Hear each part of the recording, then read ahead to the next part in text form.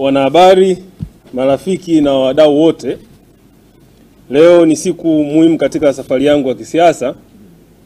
Ni siku ya kutafakari, kuhitimisha sura moja na kuanza upya kwa matumaini mapya. Naanza kwa kutoa shukrani zangu za dhati kwa chama nilichokihudumia huko nyuma. Nashukuru kwa jukwaa walilonipa, imani walionionyesha na uzoefu ambao umeunda maisha yangu ya kisiasa. Ninawaheshimu wenzangu wa zamani na misingi tulioshirikiana nao. Hata hivyo, uongozi unahitaji uwazi wa maono na ujasiri wa kutenda kwa misingi. Kadri muda unavyokwenda, nimegundua kuwa mwelekeo wa chama changu cha awali hauendani tena na imani, maono na dhamira nilionayo kwa ajili ya taifa letu na wananchi ninaowapigania. Sikuingia kwenye siasa kwa ajili ya vyeo au hadhi na sifa. Nilijiunga kuhudumu. Na ninapoona misingi ya huduma hiyo inatikiswa na kutikisika na kufifia, na inapokumbwa na maadili ambayo yanatia mashaka makubwa sana kwa umma na dunia nzima, ni wajibu wangu kuchukua hatua mwafaka. Baada ya mashauriano makubwa na tafakari ya kina, nimeamua kujiunga na Chama cha Demokrasia na Maendeleo, Chadema.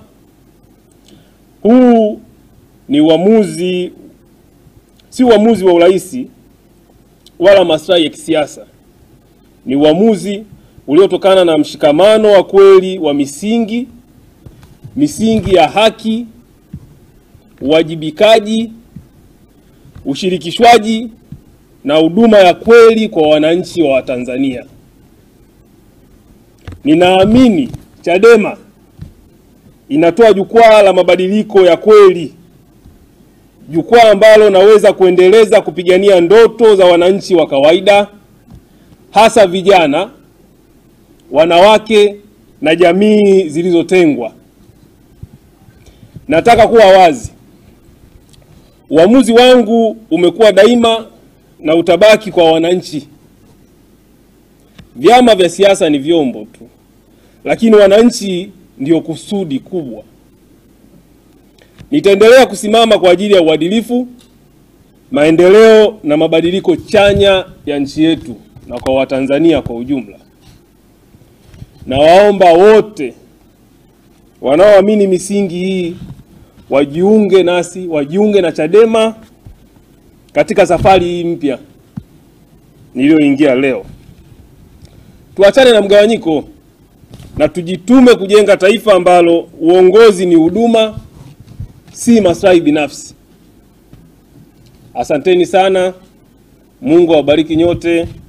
Mungu ibariki Chadema. Mungu ibariki Tanzania.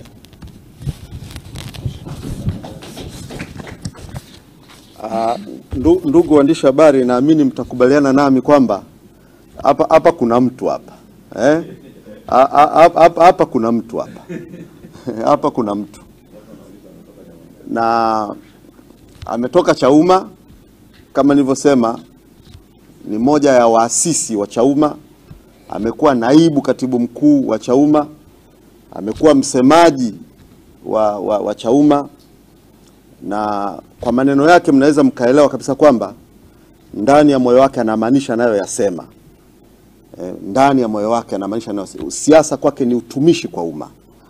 Na ndio kozi ambayo Chadema kwa kipindi hiki inafanya kwa Watanzania, kuhakikisha kwamba tunasukuma hitaji la nchi kwamba tupate mabadiliko kwenye mifumo ya uchaguzi.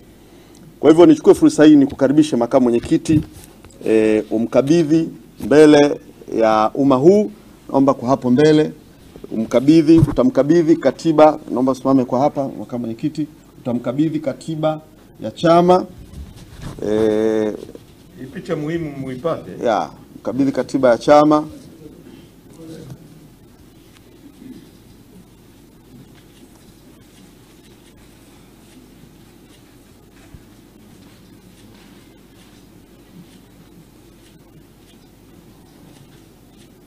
Mmesikia huu usajili bwana? na tunaomba utamkabidhi na bendera ya chama ili ikapandishwe sasa nyumbani kwake. Na